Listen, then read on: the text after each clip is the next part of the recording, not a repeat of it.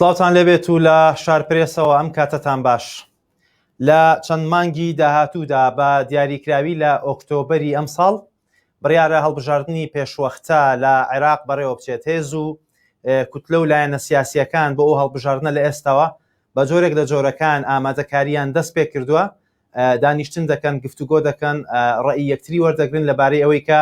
چۆن و بە چ میکانیزمێک و بە چ شێوەیەک بەشداری لەو هەڵبژاردنەدا بکەن، هەم لەسەر ئاستی عێراق و هەم لەسەر ئاستی هەرێمی کوردستانیش. پارتی دیموکراتی کوردستان لەسەر ئاستی عێراق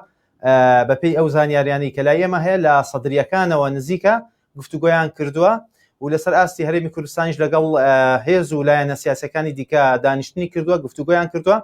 هاوکات یەکێتی نیشتیمانی کوردستان وەکو هێزێکی گەورەی کوردستانی لەسەر ئاستی عێراق لە ڕەوتی حکمەوە نزیکە دانیشتنیان کردووە، گفتوگۆیان کردووە.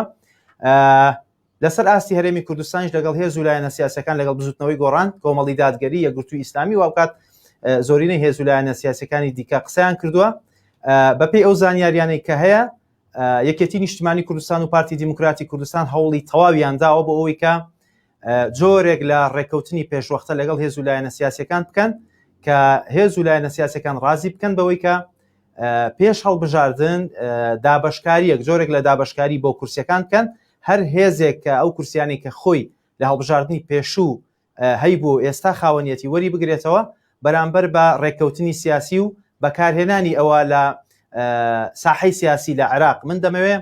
گفتوگۆی زیاتر و شرۆفەی زیاتر لەگەڵ میوانەکەم بکەم. بەڕێز هەڵمەت غەریب شرۆفەکاری سیاسی لە هەولێرەوە لەگەڵم دەبێت. کاک هەڵمەت، ئەم کاتت باش؟ پێتان وایە ئەو هەڵبژاردنەی کە بڕیارێ لە چەند مانگی داهاتوو لە عێراق و هەرێمی کوردستان بەڕێوە بچێت هیچ سوپرایزێکی سیاسی پێ دەبێت بۆ خەڵک؟ ئەم کاتتان باش. بێگومان هەڵبژاردنەکانی ئۆکتۆبەری ئەم ساڵ ناتوانین بڵێین مفاجعاتی گەورەی تێدا هەبێ یان تێدا دەبێ.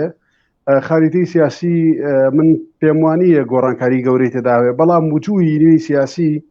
جیاواز لە وجوهانەی لە 2023ەوە لە دەسەڵاتی سیاسی و لە جوگە سیاسەکانی عێراقا دیار کەوتون دێنە پێشەوە و هەند بە تایبەتیش لە ناوچەکانی خوار و ناوەڕاستی عێراق هەندێک گروپی گەنجانە کە پیانەوترێت شرینیەکان ئەوانەی کەوە لە خۆپشاندانەکانی ساڵی 2019 لە تشرینی 2019دا بەشداریان کردچوونە گۆڕەپانەکان، پێم وایە ئەوانیش تەحالفێکیانەبێ و بەشداری هەڵبژاردنەکانەکەن و ئەوانە وەجهی نوێن، ئەوانە تێڕوانینی نوێن، ئەوانە استراتیژێتی نوێیان هەیە بۆ سیاسی لە عێراق. جگە لەوانە تقریبا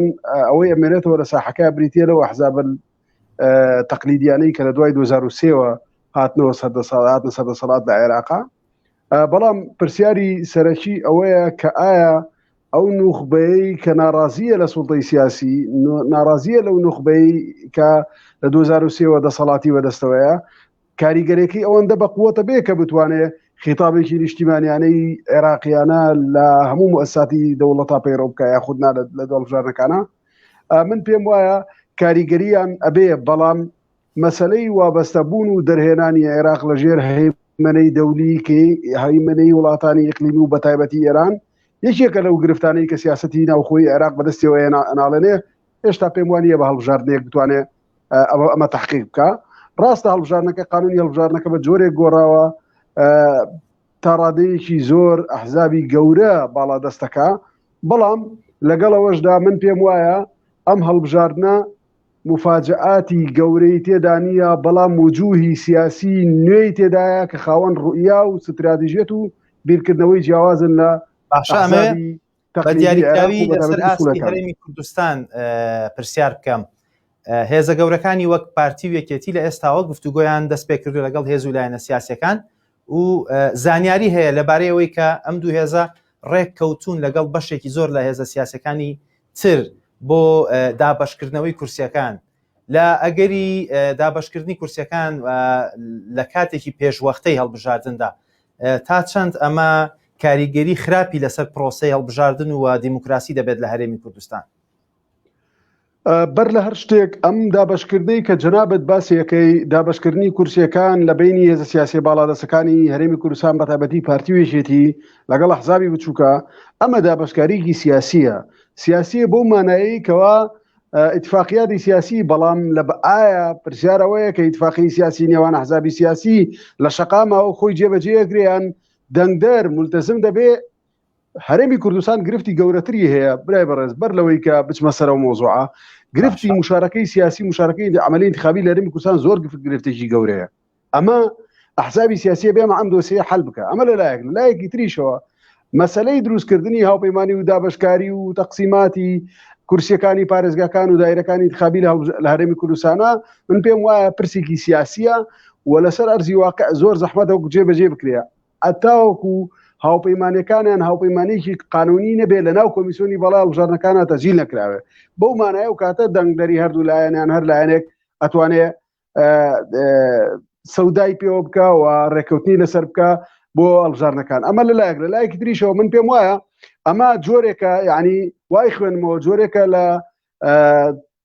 تەسویق یان جۆرێکە لە حملەی انتخاباتی مبەکر بۆ ئەوەی کە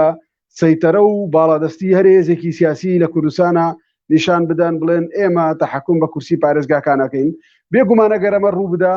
مانایەک بۆ هەڵبژاردن نامێنێتەوە مانایەک بۆ ئەوە نامێنێتەوە کە دەنگدەر بە ئازادی خۆی دەنگ بدە ئەمە بریتە لە جۆرێک لە تاپۆکردن و مۆنۆپۆلکردنی پرۆسی سیاسی لە دایرەکانی هەڵبژاردن لە هەرێمی کوردستان سیاسیانی کە لە دەرەوەی پارتی و یەکێتین و تا ئەم کاتەش هێشتا بە جۆرێک لە ئۆپۆزیسیۆن بەرامبەر بە پارتی و یەکێتی و گۆڕان دەردەکەون تا ئێستا کارێکی لەو جۆرەیان ڕەت نەکردوێتەوە و لە مناقەشە و گفتوگویان لەسەرەوەی کە لەسەر چەند کورسی ڕێبکەون لە کاتێکدا کە ئەم هێزانە خۆیان لە دەرەوەی پارتی و یەکێتی نمایش کردووە وەک هێزێکی دژە دەسەڵات یاخود وەک هێزێکی ئۆپۆزیسیۆن مامەڵەیان کردووە ئەگەر بێت و ئێستا ئەم هێزانە ڕازی بن بەو وەک جەناب دەڵێ بۆ مۆنۆپۆلکردنەی کورسیەکان هەرێمی کوردستان چ زەربەیەک دەخوات لە ڕووی دیموکراسی و هاوکات کاندیدە سەربەخۆکان تا چەند زیادمەندی ئەم پرۆسەیە دەبن بەر لە هەر شتێک ئەمەوە بڵێم ڕێکەوتنی هەر هێزێکی بچووک لەگەڵ یەکێتی نیشتمانی کوردستان و پارتی دیموکراتی کوردستان بەڕای من جۆرەکە لە ئینتیحاری سیاسی نابێ ئەم هێزانە بکەونە ژێر باری مۆنۆپۆلکردنی دایرەکانی هەڵبژاردنەوە و بیر لە تەقسیمات بکەن و بە کەیفی خۆیان چۆنیان بێ کورسیەکان دابەش بکەن بەڵکو پێویستە هێزە ئۆپۆزیسیۆنەکان کە هەرچەندە من پێم وایە یعنی زۆر بە قووەت نین یان زۆر بەهێز نین لەم خولەی پەرلەمانی کوردستانە لەبەر کۆمەڵی ئەسباب بزودنەوەی گۆڕانی تێدانە و کۆمەڵی هێزی سیاسی تر بە جۆرێک لە جۆرەکان معارەزان بەڵام معارزەیەکی بە قووەت نین خیتابێکی وازحیان نییە بەڵام بە هیچ شێوەیەک نابێ بچنە ژێر باری دروستکردن و تەقسیمێکی پێشوەختی هەڵبژاردن و کورسیەکانی هیچ دایرێکی انتخابی ئەگەر نا هیچ مانایەک بۆ دیموکراسی نامێنێ بۆ تەداولی سلمی سوڵتە نامێنێ و بۆ ئەو خیتابە سیاسیش نامێنێ کە لە خلالی 4-5 ساڵی ڕابردووە ئەمانە هەڵگری بوون کە هەمیشە پێیان وابوو ئەوان دژی مۆنۆپۆلکردنن دژی ینی پاوانکردنی دەسەڵات و هەروەها جومکە سەرەکیەکانی وڵاتن ترسێکی گەورەیان لە سیستم و شێوازی هەڵبژاردن هەیە کە بەپێی بازنەکان هێزە بچووکەکان لە خوار پارتی و یەکێتی و هێزەکانی ترەوە زەرمەندی یەکەم دەبن بەوەی کە لە زۆر شوێن کۆمەڵێک دەنگی زۆریان دەفەوتێ پێتان وایە ئەمە بیانوویەکی تا ڕادەیەک ئاسایی بێ بەوەی کە ئەو هێز و لایەنانە بچنە پاڵ یاخود بچنە بەرەیەکەوە کە پارتی و یەکێتی تێدایە کۆی لە ڕاستیە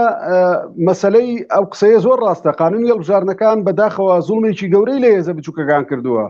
یعنی ئەم قانونە ئەتوانین بەو ئاراستە بەو شێوازە وەصفی بکەین بڵین ئەم قانونی هەڵبژاردنە هێزە گەورەکان گەورەترەکە و هێزە بچووکەکان تا ڕادەیەک ئەپوکێنێتەوە و بچووکتریان نکاتەوە بەداخەوە نەدەبووە هێزە ئۆپۆزیسیۆنەکان و ڕوتێکی بەقوەتیش لە عێراق بوو کە دژی ئەم جۆرە لە تەقسیمی دەوایری انتخابی و بەڵام بەداخەوە سەری نەگرت و سەپا بەو شێوازەی کە هێزە باڵەدەستەکان وندیان بەڵام من پێم وایە هێزە ئۆپۆزیسیۆنەکان باشترین ڕێگایەک بۆیان و سەهلترین ڕێگایەک بۆ ئەوەی دەنگیان نەفەوتێ و بۆ ئەوەی ڕوبەڕووی ئیزدیواجێتی خیتابی سیاسی نەبنەوە لەگەڵ دەنگدەرەکانی خۆیانە دروستکردنی هاوپەیمانەیەکی ئۆپۆزیسیۆنە باشترە لە دەرەوەی پارتی و یەکێتی چونکە ئەو کاتە هەم ئەوەی کە بە جۆرێک لە جۆرەکان ئەو دەنگیان نافەوتێ لەگەڵ دەنگدەرانی هەرێمی کوردستانە و هەم لەلایەک تریشە پارێزگاری لە خیتابی سیاسی و پارێزگاری لە بڕیاری سیاسی خۆیانەکەن کە هێزی ئۆپۆزیسیۆنن دژی دەسەڵاتی هەرێمی کوردستان یاخود بینی دوو قەوسا دژی ئەم ینی دژی حکوومەتی هەرێمی کوردستان ڕاوەستاونەتەوە و بەرنامەی خۆیانەیە ئۆپۆزیسیۆنن و هەرێکە و خاوەن پرۆژەی سیاسی خۆیەتی بەڵام چوونەپاڵی یەکێتی یان چوونەپاڵی پارتی هەموو ئەوەی دیعایانە بەڕای من بەتاڵەکاتەوە ئەگەر ئەم هێزانە شتێکی باش بکەن یان نیازیانەوە بێ کە دەنگیان نەفەوتیە بەڕای من باشترین و عەقڵمەندترین کار ئەوە بوو کە لە ناوچە کێشە لەسەرەکان هەمویان هاوپەیمانێکی گەورە پێک بێنن و بۆی هیچ دەنگێکی کورد لەو ناوچانە نەفەوتیە نەک ئەم هاوپەیمانێتی پێشوەکان پێویستە هاوپەیمانێتی لە دەڕووی پارتی یەکێتی دروستکەن لە ڕووی سیاسیەوە توانای ئەوەیان تایە کە ئەوەندە لە یەکەوە نزیکن و ئەوەندە خاڵی هاوبەشیان هەیە کە هەمویان جیاواز لە پارتی یەکێتی بێنە دەرەوە و هاوپەیمانەتیەکی جیاواز لە پارتی یەکێتی دروست بکەن لە ڕاستیە زۆری جیاواز نین مەسەلەن کۆمەڵی دادگەری کوردستان و یەکگرتووی ئیسلامی کوردستان دوو هێزی سیاسی ئۆپۆزیسیۆنن و هەردووکشانی ئیسلامین خاوەن باگراوندێکی ئیسلامین و لە پێشووتریشا تەجروبەیان هەبووە لە ناو یەک هاوپەیمانیا بوون حزبی یاننەوەی نوێش هێزێکی سیاسی نوێیە تا ڕادەیەکی زۆر خاڵی مشتەرەکاتیان زۆر ینی خاڵی هاوبەشیان زۆر لەگەڵ یەکتریا ئەتوانن هاوپەیمانی دروستکەن و بەرەیەکی بەهێزتر لەوەی کە هەیە دروستکەن و ئەگەر بزودنەوەی گۆڕانیش بڕیاری دابێ بە سەربەخۆی بچێت هەڵبژارنەکانەوە ئەوە بێگومان بڕیارێکی سیاسیە بەڵام ئەگەر بڕیار بدا بچێتە ناو هاوپەیمانێتیەوە بۆ ئەوان باشترە لە هاوپەیمانێتیەک بن نزیک بێت لە بیر و بۆ چوونی ئەوان نەک بە پێچەوانکەوە بۆیە من پێم وانییە خاڵی ینی هاوبەشیان نەبێ بەڵکو خاڵی هاوبەشیان هەیە و تەجروبەیشیان تەجروبەی هاوبەشیان بزوتنەوەی گۆڕان لە کام بەرەیانەوە زیاتر نزیکە لە ڕاستیە وەکو خیتابی سیاسی ئێستا بەداخەوە بزوتنەوەی گۆڕان وەکو زۆر لە هێز سیاسەکانی تر جۆرێک لە دابشکاری تێدا هەیە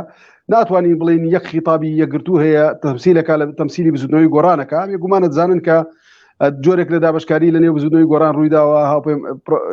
فراکسیۆنەکانی بەشێکی لێ جیابوونەتەوە ئیشکالی گەورەیان هەیە بەڵام من پێم وایە لەم مەرحەلەی ئێستاە بزوتنەوەی گۆڕان ئەگەر بە تەنها بەشداری هەڵبژارنەکانی بکردایە باشتر بوو لەوەی کە خۆی بداتە پاڵ هیچ هێزێک لەم هێزانەی کە هەیە یەک پارێزگاری لە خیتابی سیاسی خۆیەکە دوو پارێزگاری لە دەنگدەرەکانی خۆیەکە سێ ناکەوێتە بەرەی هیچ یەکێکەوە نەتجایەتی نە پاڵپشتی لە دەسەڵاتی سیاسی و بە خیتابێکی گۆڕان کە خۆی باوەڕی پێیەتی ئەتوانێت قەناعەت بە دەنگدەرەکانی بێنێ و لە هەڵبژارنەکانە کورسی بێنێ بەڵام چوونەپار هەرێکێک لەم دوو بەرەی پارتی وێچێتی لەگەڵ بەرەی هێزە زیێنەکانی تر بێگومان ئیجابیات و سلبیاتی خۆی هەیە لە ئێستا ناکرێ بزوتنەوەی گۆڕان بچێتە ناو بەرەیەکەوە کە ئۆپۆزیسیۆن بێ لە بەرەوەی بەشێکە لە حکوومەتی هەرێمی کوردستان ئەمە ئیشکالێتی بۆ دروستەکە و ناکرێ ئەبێ بزانین خیتابی سیاسی ئەم حیزبانە بۆ هەڵبژاردن چییە بەرنامەیان چییە جگە لە ناوخۆی هەرێمی کوردستان و ڕەخنەگرتن لەو ئەزمونەی کەیە ناکرێتەوە لەلایەکەوە بەربیتەکیان ئەزمموی حکومڕانی هەرێمی کوردستانەوە و لەلایەکیشەوە خۆت بەشێک بیت لەو ئەزمونەوە لە ئیدارەکردنە فلەبەرەوەمەی جۆرێک لە ئیزدیواجێت بۆ بزوتنەوەی گۆڕان دروستەکەەوە احراجێکی گەورەشی بۆ دروستەکە بزانم ئێستا هیچ حلەوەیە کە بزوتنەوەی گۆڕان بە لیستێکی هەڵبژاردننی سربەخۆ بەبێ ئەوەی بچێتە هیچ بەرەیەکەوە بەشداری بکە باشە بەمێ بزانم ئێستا پێتان وایە هیچ هێزێکی سیاسی لە هەرێمی کوردستان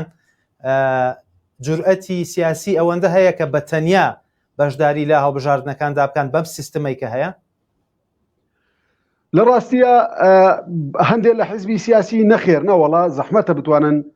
ئەو بڕیارە بن و بتوان بچنە هەڵبژاردنەکانەوە ئەگەر یعنی کورسینێنن بۆوان ینی جۆرێکە لە شکستی گەورەی سیاسی بۆیان مەسەلەن کۆمەڵ و یەکگرتو ئەستەمە بتوانن بە تاقی تەنیا کورسی بێنن و سەرکەوتن لە هەڵبژاردنەکەیان بەدەست بێنن یانەوەی نوێ بە تەنها بتوانێت زۆر بێنێت و گۆڕانیش ڕاستە ئەم قسەیە بەڵێ بێگومان بۆ پارتی وێچێتی و گۆڕانیش تا ڕادەیەک ڕاستە بەڵام پارتی وێچێتی دوو هێزی سیاسی گەورن پێویستیان بەوە هاوپەیمانی دروستکردن نییە لەگەڵ هیچ حیزبێکە ئەگەر بۆ بەرژەوەندی ئەحزابی بچووک نەبێ بۆ ئەحزابی بۆ خۆیان تەسەوور ناکەم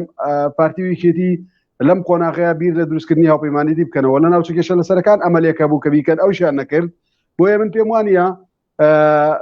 پارتی وێچێتی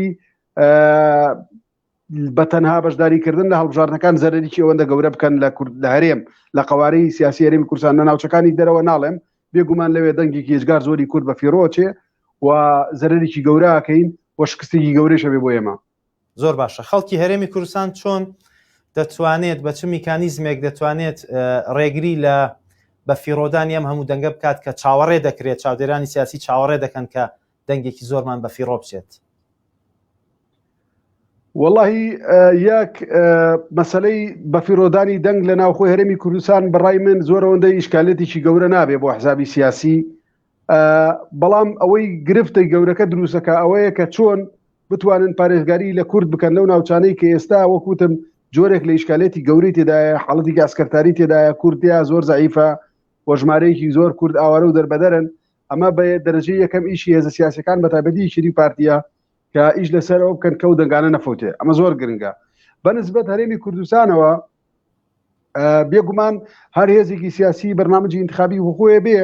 و لە ماوەکانی داهاتووە دەیبینین، بەڵام من پێم وانە مەسەلەی یاخود لە دەستدانی دەنگەکانی هەرێمی کوردستان لەبەرەوەی کورسیەکان و دایرەکانی هەرێمی کوردستان خلافی شێوتویان نییە. ئەگەر خلافە بێ خلافی سیاسی و بەدەستێنانێتی لەلایەن چ حیزبێکی ترەوە واتە ململانەکە ململانێکی صرف حیزبیە، بەڵام لە ناوچە کێشە لەسەرەکانی تر نەخێر ململانەکە دوو بەعدی هەیە، ململانێکی سیاسیە و ململانێکی قەومیە و دووریش نییە کە ئایندەی و ناوچانە لە ڕاستیە لە ڕێگای هەڵبژاردننی بێت یەکلای بکرێتەوە. فلەبەرەوە زۆر گرنگە هەموو هێزە سیاسیەکان لە دەوری خیتابێک لە دەوری بەرنامجێکی انتخابی کۆ بنەوە، یەک بە دەرەجەی یەکەم هانی هاوڵاتیان بدەن چێ بۆ دەنگدان. مشارەکە زۆر زەعیفە بێم جارە، ئەمە زۆر زۆر گرنگە. پێویستە حتمەن وەکو شۆڤەکارێکی سیاسی پێشبینی جەنابتان وەک بۆ بەشداری ڕێژەی بەشداری هاوڵاتیان لەم هەڵبژاردنەدا چی دەبێت بەرمەبنای ئەو بارودۆخە سیاسی و ئابووریە سەختەی کە لە چەند ساڵی ڕابردوودا لە هەرێمی کوردستان دروست بوو و بەراوردکردن بە هەڵبژاردننی پێشوو لە ساڵی 2010 کە ڕێژەیەکی زۆر لە هاوڵاتیان بایکۆتی هەڵبژاردنیان کرد؟ بێگومان لە بەپێی هەمووی ئەحسایانەی ینی بەپێی تەقاریری ڕێکخراوەکانی چاودێریکردنی هەڵبژاردن لە هەڵبژاردننی 2010 پەرلەمانی عێراقا ژمارەی دەنگدەرا یاخو ژمارەی بەشداریکەران لە هەڵبژاردنەکە زۆر زۆر کەم بوو، نسبەکەی وەکۆڵێن لە 25 تێپەڕی نەکردووە.